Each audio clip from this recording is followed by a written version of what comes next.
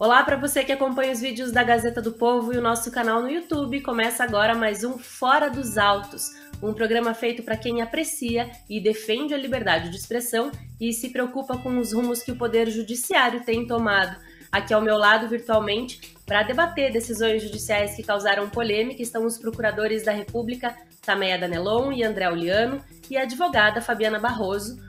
O assunto principal de hoje é a queda de braço entre a Procuradoria-Geral da República e o Supremo Tribunal Federal, no caso do arquivamento do inquérito que investiga o presidente Jair Bolsonaro por suspeitas de vazamento de informações do ataque hacker ao Tribunal Superior Eleitoral.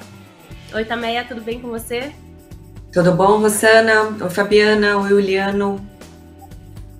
Oi, Fabiana. E aí, tudo bem? Olá, pessoal, tudo bem? Boa noite a todos aqui da Gazeta do Povo. Oi, André, tudo bom? Olá, Rosana. Olá a todos os que acompanham a Gazeta do Povo. Olá, Tameia. Olá, Fabiana. É um prazer estar aqui de novo. Gente, antes de começar o nosso bate-papo aqui, eu tenho uma surpresa para quem acompanha o nosso programa. O financeiro da Gazeta do Povo atendeu a um pedido especial que a gente fez para os espectadores do programa e deixou no ar por mais alguns dias uma das maiores promoções da história do jornal. Você paga apenas R$1 por mês até o fim das eleições e tem acesso a todo o conteúdo da Gazeta do Povo. Isso significa que até o fim das eleições você conta com todos os nossos conteúdos, reportagens, colunas, e-books, cursos, podcasts e muito mais. São mais de 80 jornalistas e 40 colunistas, o que inclui as colunas da Tameia e do André que estão sempre aqui com a gente. É só acessar agora o link da descrição do vídeo. Mas tem que ser por esse link da descrição, porque a promoção é fechada em outras mídias da Gazeta do Povo, tá? Agora vamos então para o nosso debate.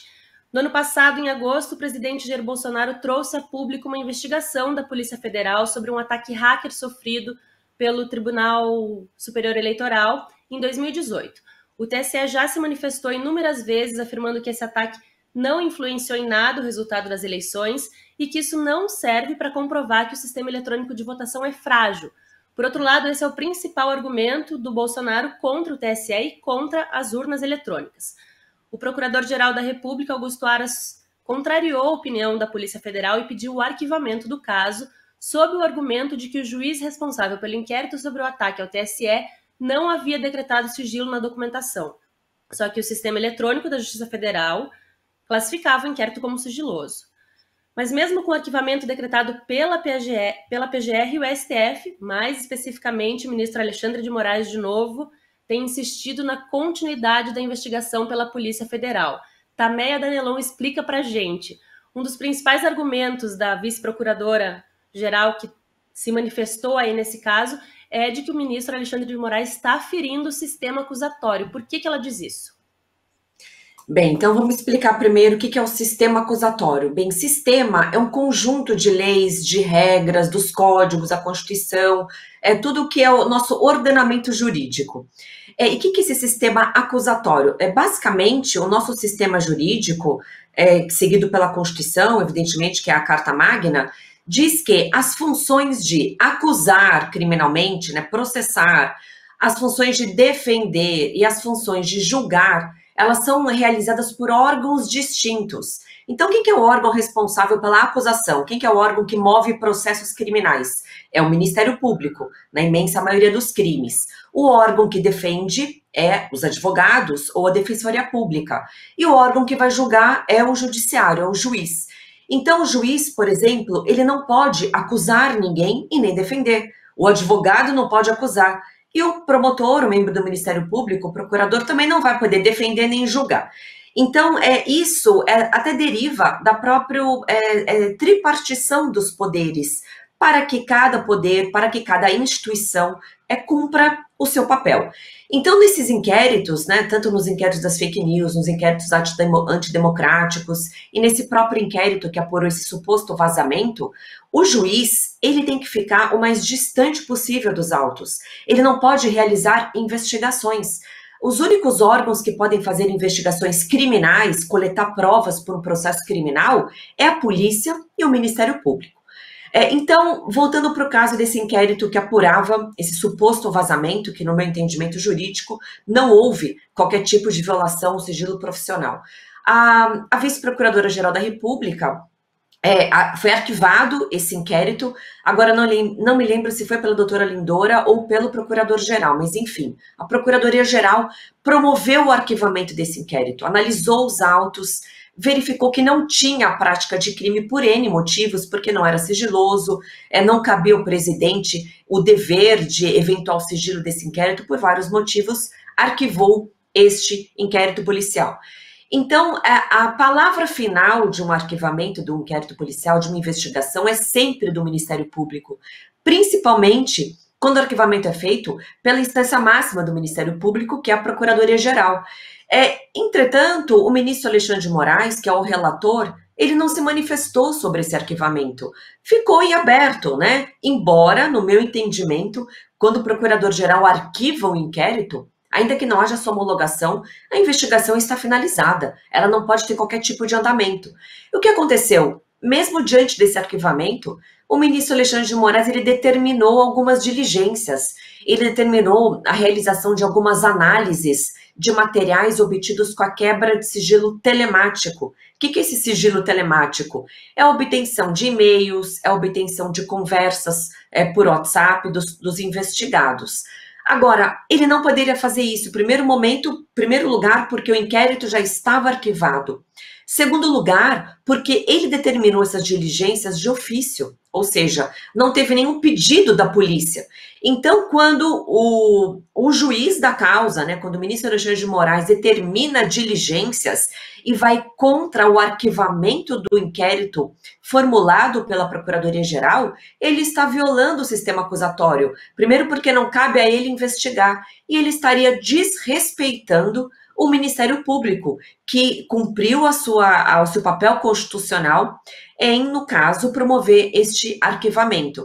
Então, foi uma violação ao Ministério Público. Doutora Lindora foi firme no seu parecer de que ele está violando o sistema, que ele está ofendendo o Ministério Público, e ela insistiu de uma forma correta neste arquivamento do inquérito policial. Fabiana, acho que analisou aí as falas da doutora Lindora, né, e pode acrescentar aí que ela realmente está indignada com essa situação, né?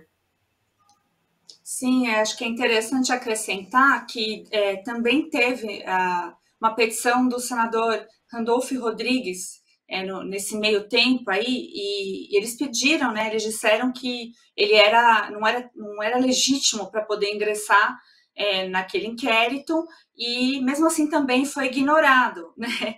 E até depois entrou mais uma petição que o senador então entendeu que o PGR, Augusto Aras, estava tendo uma posição política partidária, não que ele tivesse analisado minuciosamente os autos, não viu indícios para se manter a investigação e o inquérito abertos.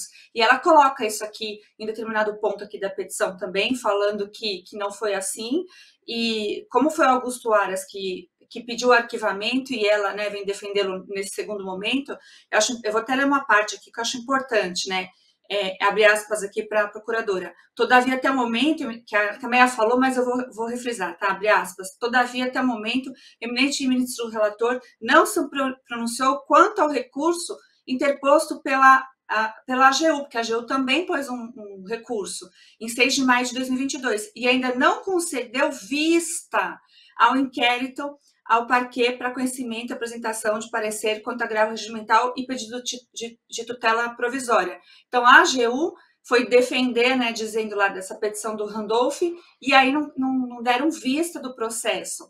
O que, infelizmente, nesses inquéritos, a gente precisa chamar a atenção, porque está se tornando algo comum, isso não existe, né?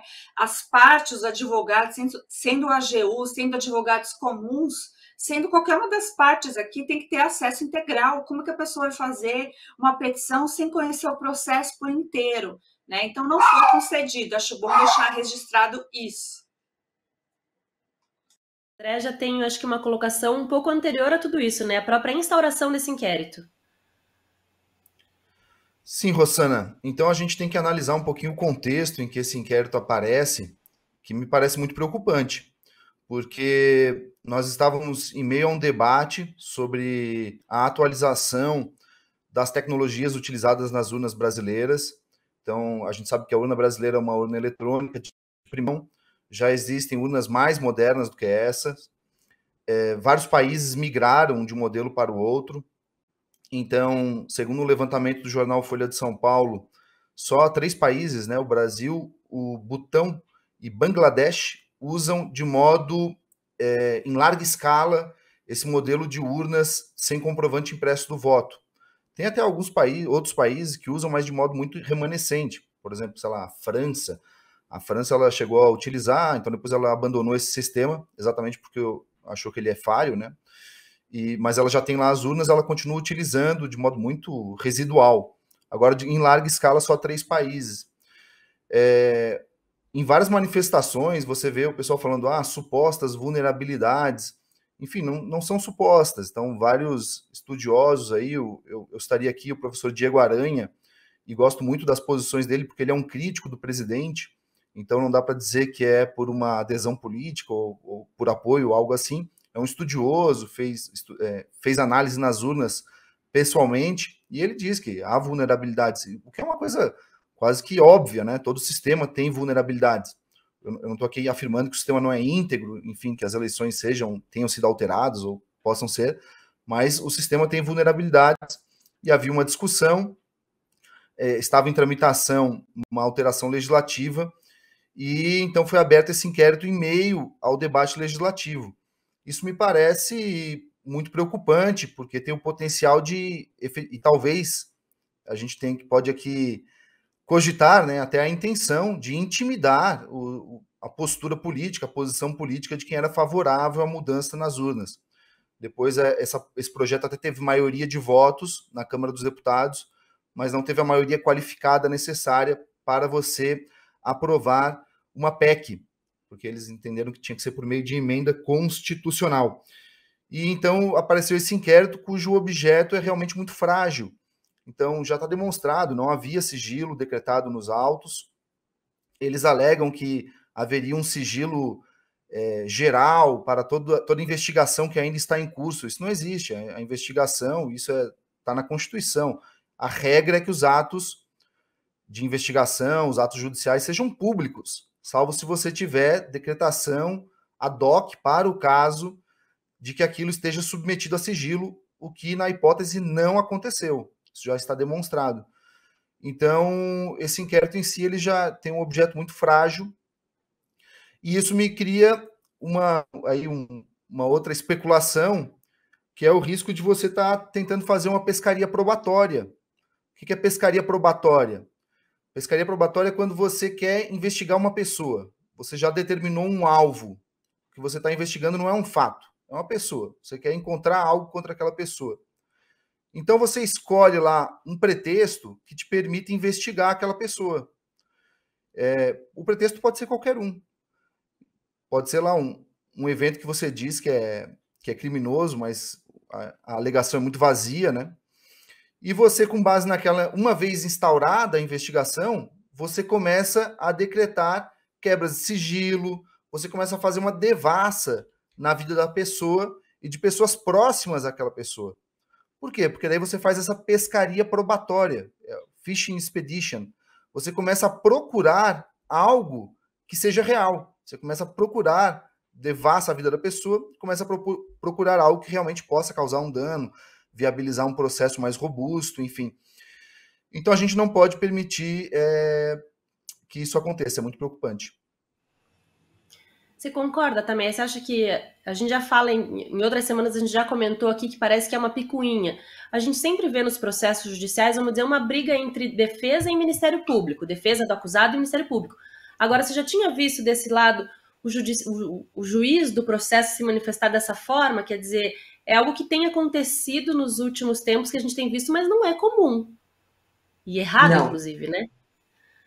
Não é nada comum, não. Numa investigação, até eu depois, quando vira um processo, são as partes que litigam, né? Então, no processo criminal, de um lado é o Ministério Público que está acusando, que está dizendo que o réu cometeu um crime, traz as provas contra esse réu, e do outro lado é o réu querendo se defender, dizendo que ele não cometeu esse crime, trazendo provas da sua inocência. Então, o juiz, ele tem que ficar o mais afastado possível tanto de uma investigação e no processo das partes. Ele não pode se posicionar favoravelmente ao investigado ou contrariamente ao investigado, favoravelmente ao réu ou contrariamente. Isso não pode acontecer. Ele tem que ficar neutro, tem que ficar inerte, para depois ele poder julgar e ter os elementos jurídicos e concretos.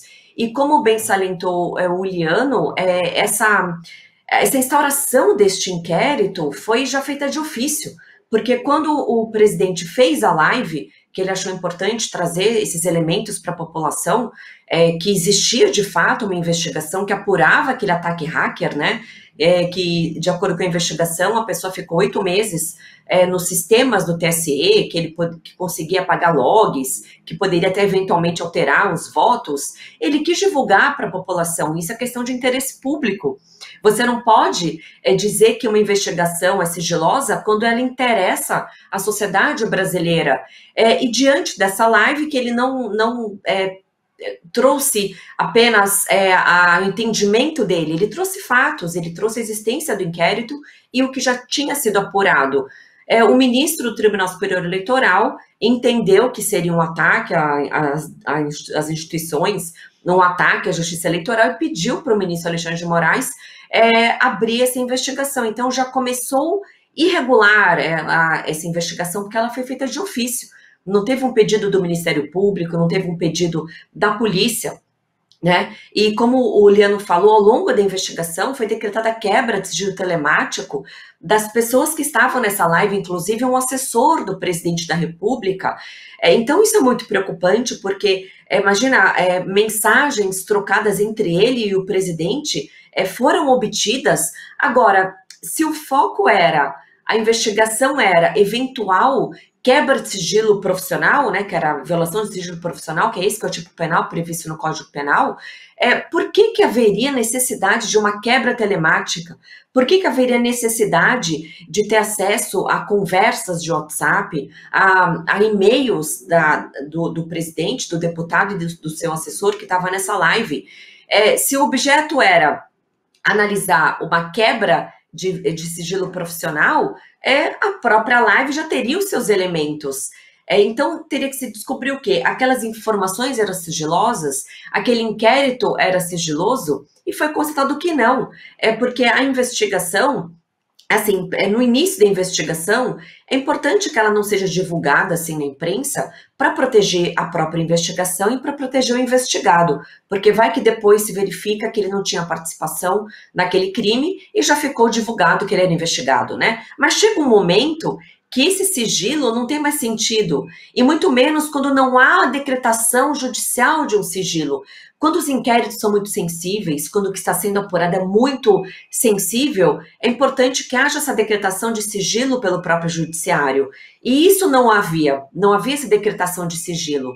E quando foi pedido esse acesso a esse material, foi pedido na própria CPI, nas próprias comissões do voto impresso, porque teve essa tentativa de implementar a possibilidade da impressão do voto. Então, isso foi solicitado e a polícia forneceu, o delegado forneceu essa documentação porque não era sigiloso. E o que essa divulgação iria prejudicar a investigação? Em nada. Então, eu vejo que, neste caso, o ministro Alexandre de Moraes, ele está indo além do que o seu dever funcional como juiz determina. E lembrando que neste próprio inquérito foi determinado a exclusão deste vídeo, dessa live do presidente da República, que estava no seu canal do Telegram. Isso não pode acontecer, não pode ser tirado os vídeos, não eram vídeos que continha a prática de crimes. Essa live foi repercutida por outras pessoas, né, pela Bárbara do canal Te Atualizei. Por conta disso, o canal dela foi cerceado, foi desmonetizado. Então, veja, uma live que não houve, na minha avaliação, nenhuma prática de nenhum crime, nenhum ilícito foi praticado e teve toda uma sequência de irregularidades e inconstitucionalidades. André, acho que também concorda, né, sobre a condução do inquérito aí, que também ocorreu de uma forma não natural, vamos dizer assim. Sim, perfeito. Só sobre essa questão do sigilo, o 20 ele vai dizer que a autoridade está no inquérito, o sigilo necessário esse fato ou exigido pelo interesse da sociedade. Então, no caso, não havia mais nada disso que motivasse o sigilo e não havia decretação de sigilo. Não havia decretação específica de sigilo. É importante ressaltar isso. O PGR, na sua manifestação, ele disse expressamente que o artigo 325 do Código Penal, que é esse que se buscava investigar, ele só se aplica quando o sigilo decorre de lei, determinação judicial ou determinação administrativa. Isto é, fato que o Estado classifica como de conhecimento limitado, o que não ocorria na hipótese. E realmente, como a Tameia bem colocou, essa prova é preocupante, porque não existe sentido nela, essa quebra de sigilo. Então, ela é muito preocupante. Eu queria colocar aqui o risco, em toda a América Latina tem ocorrido isso, né, que é o que a gente chama de lawfare. O que é lawfare? Lawfare é um substituto do warfare. Então, se antigamente você tinha golpes de Estado feitos por meio de instituições de guerra, então, instituições de war, né? War, guerra em inglês. Hoje em dia isso não acontece mais, porque a opinião pública, esse tipo de fenômeno é uma desgraça perante a opinião pública. Então, o que hoje muitos grupos tentam é instrumentalizar o direito para conseguir resultados políticos. É o que a gente chama de law, que é direito em inglês, né? Lawfare. A gente tem que proteger a justiça, as investigações criminais de qualquer aparência de lawfare. Então, no caso, o fato de você decretar um sigilo em meio a um debate, a uma deliberação legislativa, que de algum modo intimida uma das posições políticas, um inquérito que tem um objeto muito frágil, muito fraco, e em que você decreta provas desnecessárias, de modo inquisitivo, sem pedido da polícia e sem ouvir o Ministério Público, e após o Ministério Público promover o arquivamento, é muito preocupante. Isso não é normal de modo algum. Então, como você bem colocou, Rossana, a Tameia concordou, então isso não é comum e não é normal. Então, quem diz que isso é normal, isso aí me lembra um pouquinho o livro do Eugênio Ionesco, O Rinoceronte. Não sei quem já leu, Eugênio Ionesco é um dos fundadores do Teatro do Absurdo. Então tem lá um livro dele em que ele tá numa cidade, de repente as pessoas começam a virar rinocerontes nessa cidade. E um vira rinoceronte, o outro também começa a olhar aquilo, também vou virar rinoceronte, e todo mundo começa a virar rinoceronte. Então o teatro, ele peer pressure, né? Essa questão que muita gente começa a concordar, você se sente pressionado. E chega no final, o próprio ali, o personagem principal, ele fala, puxa, acho que também vou virar rinoceronte, né? Tá todo mundo virando rinoceronte. Então, assim, um fala que isso é normal, o outro fala que isso é normal, daqui a pouco as pessoas começam a realmente acreditar que isso é normal. Isso não é normal, tá? É um fenômeno, assim, viola o nosso sistema jurídico, viola a nossa Constituição, viola o processo penal, viola a lógica de direitos fundamentais e direitos humanos aplicável ao processo penal e não é nada comum. Ia perguntar a opinião da Fabiana também sobre isso, porque a gente vê essa movimentação e, inclusive, já li pessoas dizendo que a procuradora a vice-procuradora está em defesa do presidente porque ele prometeu para ela um cargo assim que Augusto Aras sair da posição. Quer dizer, tudo agora é motivo para a gente buscar uma razão escusa para que uma pessoa esteja fazendo uma coisa num processo judicial, né? Quer dizer, que é uma coisa que também não é normal de se ver.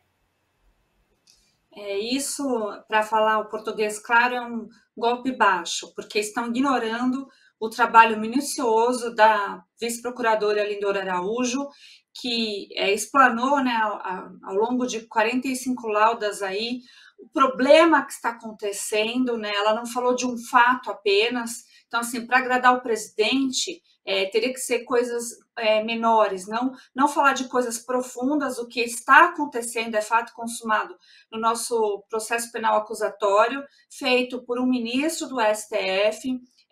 Por exemplo, tem uma parte aqui que ela fala, em outras palavras, sem a formação da denúncia, né, instrumento imprescindível para a provocação do Poder Judiciário e para a emissão de juízos de valor, quanto a eventuais fatos penalmente relevantes. Descabe decisão meritória em relação ao apurado no âmbito de um inquérito. Do que ela está falando aqui?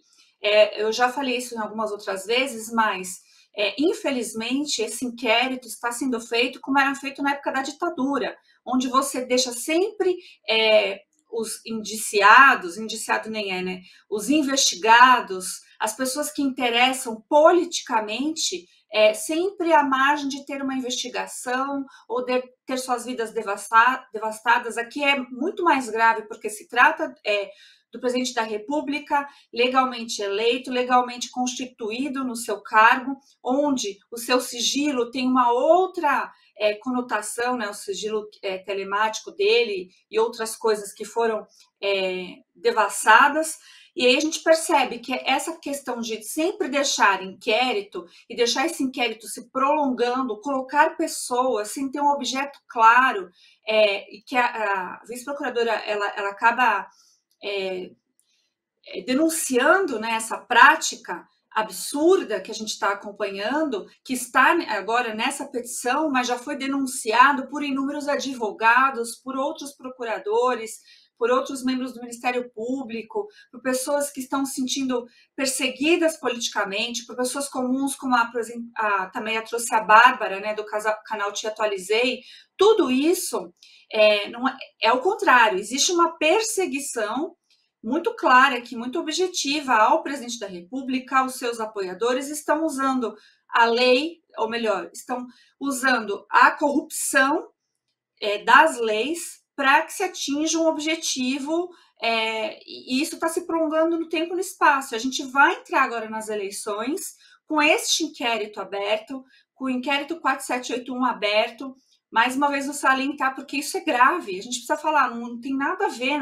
Por exemplo, eu não tenho cargo nenhum, não tenho interesse a cargo nenhum no judiciário, ou alguém que vai me indicar. Os meus amigos, colegas advogados, que são advogados dos réus do inquérito 4781, estão super assustados, porque na semana do dia 9 a 12, agora do mês de agosto, será julgado um embargo no âmbito do inquérito 4781, que eles não têm acesso, eles não sabem no que se refere este embargo. Então, olha a gravidade disso, são mais de 20 advogados. Então, o que a procuradora está falando aqui ocorre também com advogados. Então, não tem, quem fala isso não está preservando coisas que para nós depois vai ficar muito difícil voltar à normalidade. Não se trata de você preferir político A ou político B. Se trata aqui de não ter mais o processo penal como deve ser em pé e produzido por um ministro da mais alta corte do Brasil. E ainda amparado por seus pares, ainda estão se colocando invencionices. É importante aqui também que ela coloca, né, que o titular da ação penal é o Ministério Público. Quando o Ministério Público comunica que tem que ser arquivado, de uma forma leiga, assim, e bem simples para as pessoas entenderem, como o Ministério Público é o titular da ação penal, ele está comunicando, mas só comunicando algo que tem que ser produzido, que seria o arquivamento. Não daria nem mesmo para um juiz se manifestar, porque ainda mais quando há provas e indícios de que não foi encontrado nada na investigação. E aí também a gente explicou, mas a gente precisa trazer isso cada vez mais forte, como é grave, mesmo o Ministério Público, né, que é o titular da ação penal, neste caso o Ministério Público Federal, requerendo que o arquivamento, porque viu as investigações e não viu indícios de qualquer tipo de crime, o ministro, ele vai lá e ainda emite, né, uma ordem para que se investigue mais. É como se ele falasse, investigue Polícia Federal direito aí, vocês não estão fazendo direito, ou vocês não acharam algo que me agrada.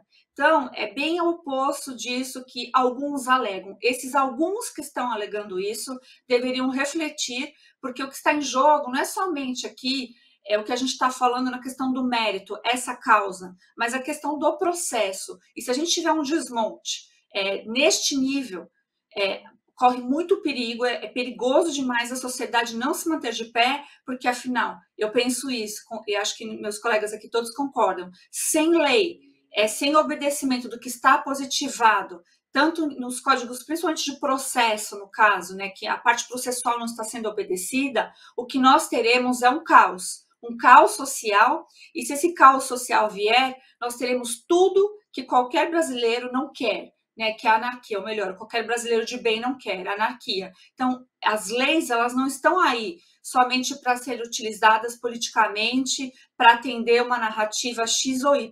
As leis estão para ainda fazer com que a gente permaneça num estado de coisas em sociedade que não haja uma discrepância de valores e também que as pessoas não comecem a fazer justiça com suas próprias mãos. Eu, particularmente, tenho receio disso, porque nós não estamos num país onde tudo é normal. A gente tem taxa de criminalidade alta e não só a criminalidade. No Brasil, nós temos crimes violentíssimos. Então, existe essa violência, existe esse ânimo nas ruas de isso acabar indo para algo que ninguém quer, ninguém de bem, nenhuma pessoa quer. Então, a nossa briga, a nossa luta, até o programa aqui que a gente produz a cada semana, é para que as pessoas comuns entendam do que está se falando e para que não caia que a gente está fazendo aqui uma defesa política. Não, a gente está fazendo defesa do que a gente tem consagrado já nas nossas leis, nas ordinárias, na Constituição Federal, também até no que o direito também usa isso, né? Os costumes, tudo isso faz parte do direito. Então, eu acho isso gravíssimo. E aí, André, na semana passada você indicou um filme que eu assisti, que foi o Batman Begins. Obrigada pela indicação. E essa semana eu gostaria de deixar a indicação de uma série que está na Netflix. A Netflix daqui a pouco vai ter que patrocinar nós aqui, hein? Que chama A Rota do Dinheiro Sujo. Tem um episódio ali onde fala do Dieselgate. E por que eu estou trazendo isso? Eu acho importante as pessoas prestarem atenção.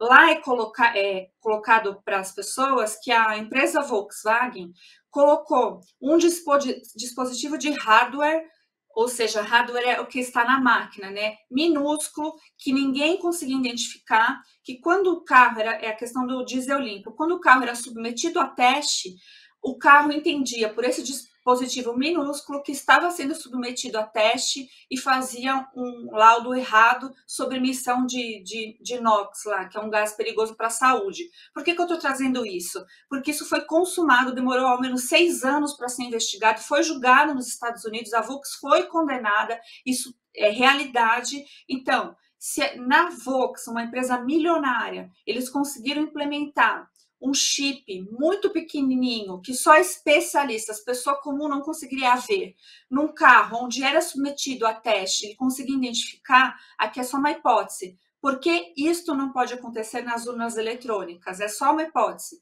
Estou pegando de algo real e trazendo porque existem tantas dúvidas. Então, isso é só uma das dúvidas. Então, fica a minha indicação aqui, chama Dark Money em inglês, A Rota do Dinheiro Sujo na Netflix, que lá tem essa situação, tem o julgamento nos Estados Unidos, é legal para acompanhar também essa parte, como funciona um julgamento ali, né, que as pessoas lá, ao contrário do Brasil, não pode mentir, que é preso na hora, tem os altos executivos, e depois, como é fácil para essas empresas, ou para quem tem interesse, ou para quem tem muito dinheiro, e as eleições no Brasil, elas envolvem muito dinheiro, talvez não diretamente, mais indiretamente, porque existe muito interesse. A gente precisa lembrar que o Brasil está se destacando no cenário internacional, no contexto do mundo. Então, a importância disso tudo. Isso eu só estou trazendo um dado que assim, é completamente uma especulação, mas de que aconteceu algo real nos carros, né, nos milhões de carros, foram milhões de carros da Volkswagen.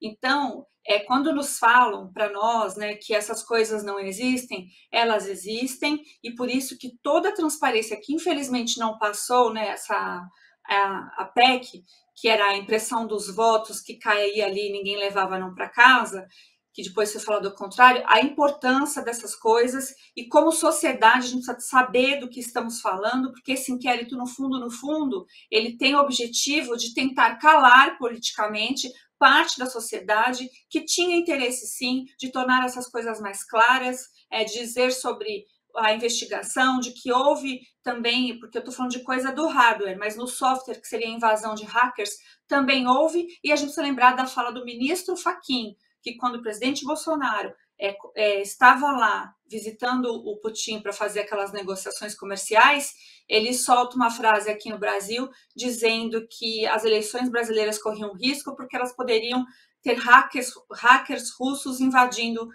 as nossas urnas. Então, de novo, se um ministro do TSE, nesse caso o TSE, ele tem provas de algo assim, ou ele traga à luz, ou ele estabeleça uma investigação, ou ele não diga sobre fatos que ele acha que possa acontecer somente para atrapalhar um presidente da República. Então, a gente vê esse descolamento dos ministros do STF e do TSE em relação à realidade. Parece que eles não aceitam a realidade e estão jogando com isso todo o direito brasileiro na vala. É uma coisa que eu me pergunto às vezes, não querendo diminuir de forma nenhuma, mas que esse tipo de coisa está acontecendo não é na primeira instância com o juiz de primeiro grau, num caso de um ladrão de galinha, né? A gente está vendo isso acontecer na esfera de Supremo Tribunal Federal, né, Tameia? Isso também é um pouco preocupante, eu diria, né? É muito preocupante, porque a última instância, a instância máxima da justiça, cabe ao Supremo a guarda da Constituição, zelar a Constituição.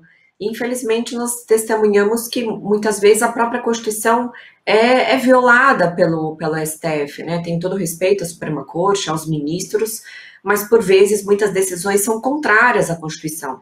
E isso causa uma grande insegurança jurídica, uma grande instabilidade na sociedade. As pessoas não sabem a quem recorrer, se sentem fragilizadas, angustiadas. Isso é muito ruim para uma democracia. Então, como você falou, Rosana, não é um pequeno juiz numa comarca no interior do Brasil, não, é a Suprema Corte. E então isso é muito ruim, principalmente para a gente que é da área e que a gente estudou muitos anos na faculdade, depois estuda para dar aula, e a gente vê que tudo que a gente aprendeu e tudo que a gente passa para os alunos está sendo desvirtuado, né? Muito ruim isso. Bom, e sobre essa questão de refletir aí sobre o que a gente fala também toda semana sobre essa insegurança jurídica, eu quero trazer aqui para vocês também essa candidatura recente aí do Roberto Jefferson. Quer dizer, pode, não pode se candidatar, como é que vai funcionar ou não, porque a gente sabe que ele é muito famoso desde o caso Mensalão, enfim, era deputado na época, foi preso pelo caso Mensalão, e agora, mais recentemente, ele foi preso a pedido do ministro Alexandre de Moraes no inquérito da Milícia Digital, que é a continuidade do inquérito dos atos antidemocráticos. Desde janeiro, ele tem cumprido prisão domiciliar com tornozeleira eletrônica e tem uma série de outras restrições. Nessa semana, o PTB fez convenção nacional do partido e lançou o ex-deputado como candidato a presidente da República. Eu pergunto, pode ser candidato? Está elegível ou não? Quem quer começar? André, vai você. Jogar a bola para então, André, então? Opa, então vamos lá. Bom, a situação do Roberto Jefferson, juridicamente, me parece realmente difícil. Então, o que acontece? O Roberto Jefferson ele foi condenado no caso do Mensalão, que é um caso diferente desses que a gente tem acompanhado agora, não há nenhuma irregularidade flagrante, você teve ali devido processo legal, enfim, e ele foi submetido a um julgamento comum e foi condenado. Em 2016, salvo engano, ele foi beneficiado com o indulto presidencial. Me corrijam aí se a data estiver errada, mas creio que foi em 2016. Então, pela lei da ficha limpa, ele teria que aguardar ainda 8 anos para se tornar elegível. Algumas pessoas levantaram que o indulto ele extinguiria também essa própria consequência eleitoral. Esse entendimento me parece equivocado, tá? Me parece que ele contraria o histórico aí. Não seria nenhuma invenção declará-lo inelegível, então indeferir o registro da candidatura dele, né? Então, o que acontece? Sempre se entendeu que o indulto ele extingue os efeitos que a gente chama primários da condenação, mas mantém os efeitos secundários. Efeitos secundários são aqueles em que a condenação, você tem o efeito primário, que é a determinação de que a pessoa cumpra a pena, em que a sentença penal, ela atua como norma jurídica, determina que você seja preso. Mas a sentença penal, ela pode ser tomada por outros juízes de outros temas como um mero fato. Então, o juiz eleitoral, ele verifica o fato. Você foi condenado há tanto tempo, e sua pena se extinguiu no dia tal. É um mero fato, não é uma norma, né? esse efeito da sentença penal como um mero fato, que a gente chama de efeito secundário, esse sempre se entendeu que ele não é atingido pelo indulto. Então, me parece que realmente, seguindo o entendimento que sempre foi aplicado, o Roberto Jefferson ele está realmente ainda inelegível. Agora é bom mencionar que, de todo modo, a candidatura dele pode impactar o debate político de algum modo, né? Então, em primeiro lugar, porque o TSE demora algum tempo para fazer essa análise. Em 2018, o candidato, o solicitante, né, de candidatura, o Lula, ele estava inelegível, né, pela lei do ficha limpa, e ele só teve a sua candidatura indeferida mais ou menos em setembro. Então ele teve aí algumas semanas de campanha, né? Então, eu acredito que talvez o Roberto Jefferson, ele no mínimo conte com isso. E ele está sob né, várias limitações, mas eles também acreditam que o processo dele indo para o primeiro grau, ele vai conseguir reverter essas limitações, então ele poderia falar aí de forma desembaraçada, né? Também tem esse entendimento também sobre a inelegibilidade dele? Também concordo com o Liano, porque ele tem duas pendências, né, jurídicas, digamos assim. Uma, o inquérito dos atos antidemocráticos, né, que ele é investigado, o inquérito foi arquivado pelo procurador-geral, mas o ministro Alexandre de Moraes abriu uma outra investigação de ofício para apurar essas chamadas milícias digitais, né? E por conta dessa investigação que ele está com prisão domiciliar. Então, por essa investigação, se fosse analisada somente essa investigação, isso não impediria que ele se candidatasse, porque não há qualquer tipo de impedimento. Mas o que pesa é, de fato, a condenação dele no mensalão, porque ele foi condenado no mensalão há mais de 7 anos, depois teve o indulto mesmo, né? O indulto foi em dezembro de 2015, que a ex-presidente Dilma concedeu aquele indulto natalino, que é o indulto geral, que não é individualizado, e ele foi atingido beneficamente, então ele teve a sua pena perdoada. Mas o que impediria a candidatura dele é a própria lei da ficha limpa, porque a lei da ficha limpa fala o seguinte: quando a pessoa, depois que ela cumpre a sua pena, ou depois que ela tem a sua pena extinta, e no caso ele teve a pena extinta por conta do indulto, ele ainda permaneceria inelegível por 8 anos, ele não poderia se candidatar por 8 anos. Então, fazendo os cálculos, como foi em dezembro de 2015 a concessão do indulto, 8 anos seria até dezembro de 2023. Então, no meu entendimento, ele também estaria inelegível.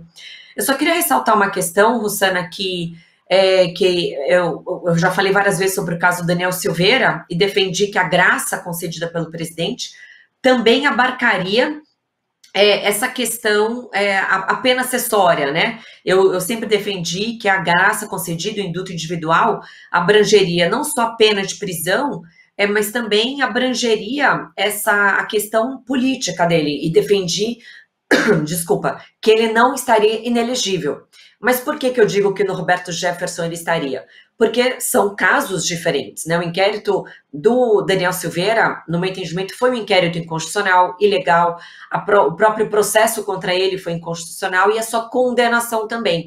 Então, por conta disso que foi concedido a graça, que é um indulto individual, né? A graça é específica para uma pessoa.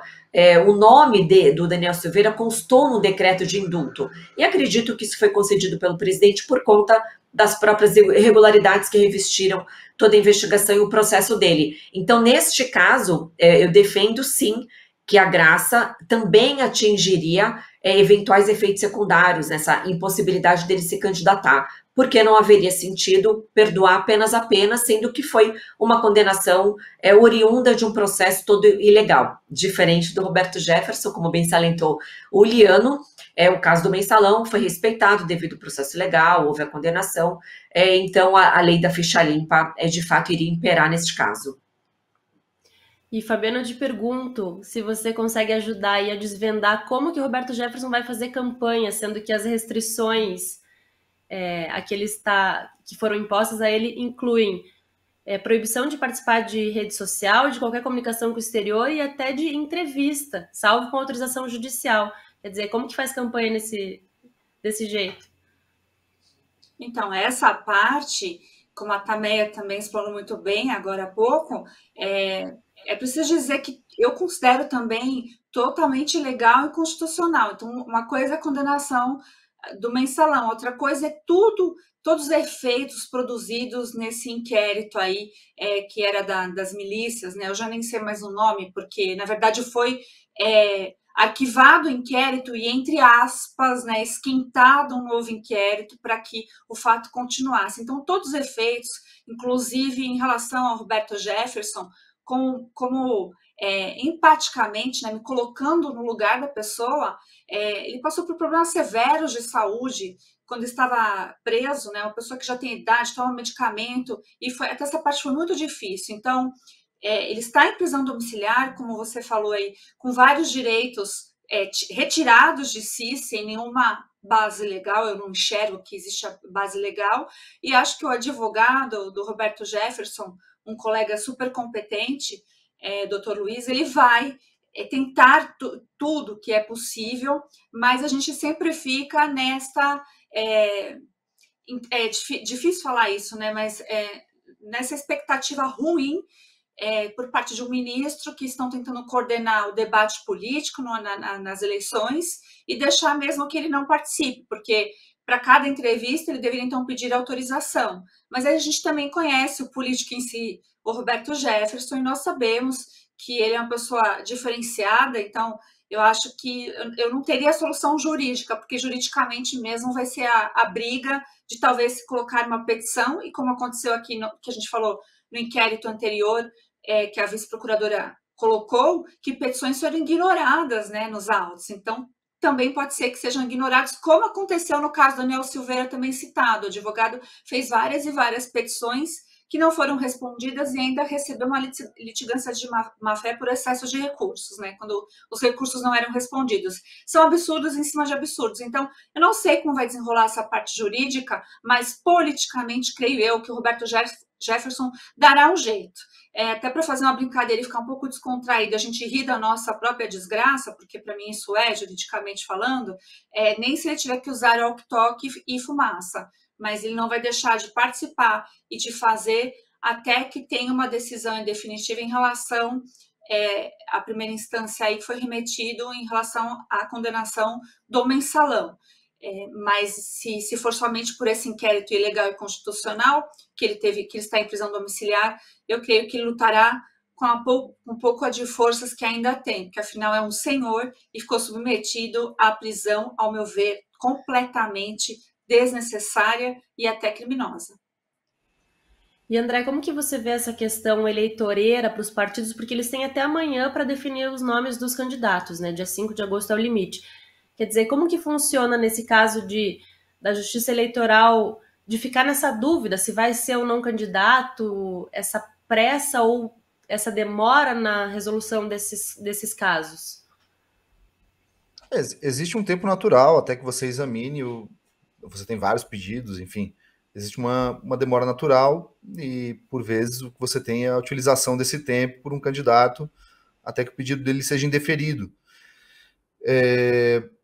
O que eu gostaria de ressaltar ali, falando sobre a investigação do Roberto Jefferson, né, é que me parece que realmente ele teve falas ali que são bastante criticáveis. Então, até me parece que ele poderia, eventualmente, ali responder por crime contra a honra, mas na instância adequada para isso. Ele não tem mais foro privilegiado e também a própria investigação, pelo que eu li dos despachos, essa investigação que trata de supostas milícias virtuais, é outra investigação extremamente frágil, assim, então, em que você nunca demonstra, né? Esses inquéritos, eles ficam durante meses, anos aí, tramitando, com várias medidas super invasivas sendo determinadas, e você nunca consegue demonstrar efetivamente a materialidade de que isso está ocorrendo, qual é a milícia.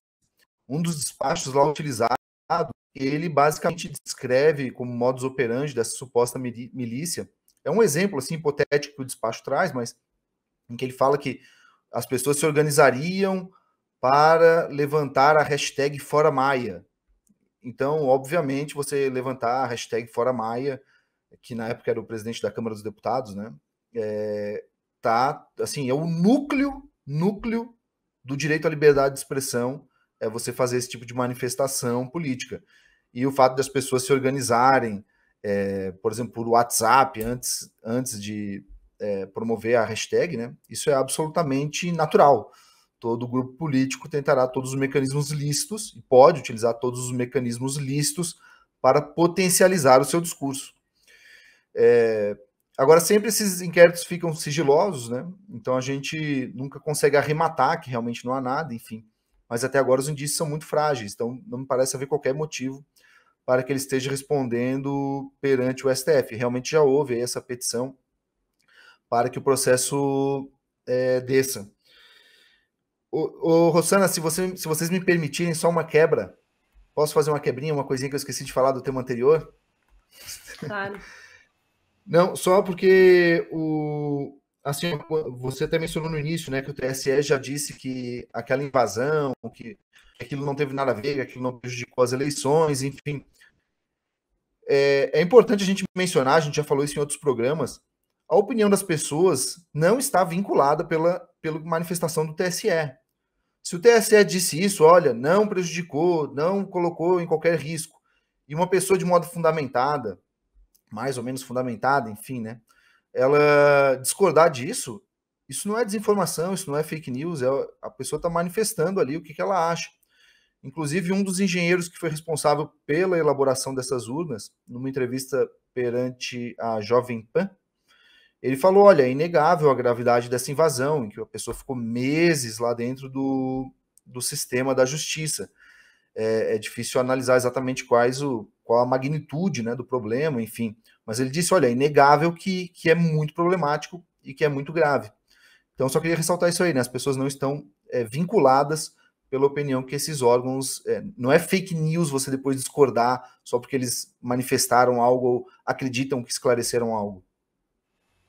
Bom, vou falar uma coisa então que não é fake news aqui, tá? Dessa promoção que a gente tem na Gazeta do Povo para quem está acompanhando Fora dos Autos, que é só aqui nesse canal que a gente mantém aberto uma das maiores promoções da Gazeta do Povo em toda a história, tá? Você paga só R$1 por mês até o fim das eleições e tem acesso a todo o nosso conteúdo, é isso mesmo. Para aproveitar, você tem que acessar o link que está na descrição aqui desse vídeo. Você cancela a assinatura quando quiser, mas eu tenho certeza, já disse outras vezes aqui, que você vai ficar muito tempo com a nossa companhia. Afinal, não é nenhum exagero dizer que a Gazeta do Povo é o melhor jornal do Brasil. Eu vou passar agora para os nossos convidados na nossa rodada final para concluírem aí um pouco dessa discussão e refletirem um pouco mais e para convidar você para voltar na semana que vem para assistir o programa. Tameia Danelon, então, considerações finais sobre o programa de hoje. Então, Rosana, é muito bom esse tipo de programa, né, que a Gazeta tem proporcionado, principalmente para as pessoas que assistem, para entender um pouco mais como é que funciona o direito, essas questões jurídicas, para que o ouvinte, o assinante, quem está assistindo, possa formar o seu convencimento, né? Porque o direito, ele não pode ser apenas para uma classe de togados, tem que ser para o povo, né? Que o povo que exerce a democracia. Então, esse debate que a gente faz sempre de uma forma, a gente tenta ser bem claro, né, sem juridiquês, para o pessoal entender e poder participar muito mais da vida pública do país, da vida política, e convidar todos a assinar a Gazeta do Povo, que é excelente jornal. Se você assinar, além de ter essa mega promoção, vai poder ler os meus artigos na minha coluna, e na coluna do André Uliano também, e muitas outras notícias muito importantes para você sempre ficar bem informado e participar da vida pública do país. Então, me despeço já, né? Tchau, Rosana. Tchau, Fabi e Juliano. Obrigada também, Fabiana.